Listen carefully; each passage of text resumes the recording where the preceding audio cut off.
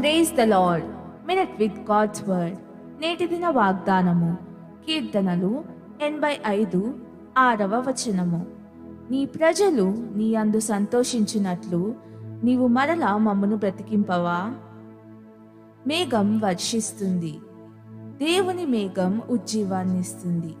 ఎవరైతే దేవుని మేఘం క్రింద ఉంటారో వారు గొప్ప ఉజ్జీవాన్ని అనుభవిస్తారు. మేఘాన్ని వెంబడించిన ప్రతి దేశం గొప్ప ఉజ్జీవం పొందిన అనుభవాన్ని చాటుతుంది.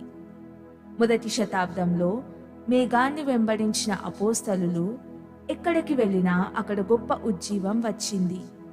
2వ శతాబ్దం నుండి 21వ శతాబ్దం వరకు దేవుని మేఘం లోకమంతా సంచరిస్తూ గొప్ప ఉజ్జీవాన్ని తీసుకొస్తుంది.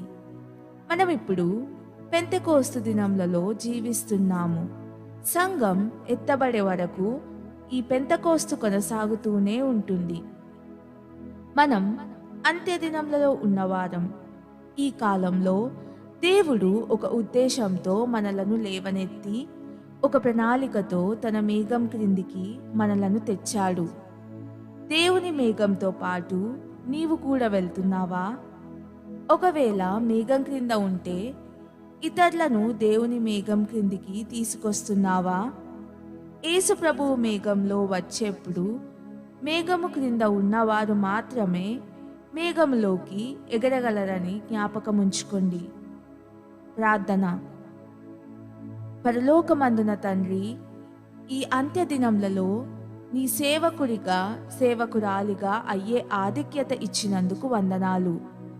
మా కుమారులు కుమార్తెలు ప్రవచించినట్లు, వృద్ధులు యవ్వనులు కలలు దర్శనాలు పొందునట్లు నీవు వాగ్దానము చేసిన రీతిగా మాపై నీ ఆత్మను కుమ్మరించుమని ప్రార్థిస్తున్నాము.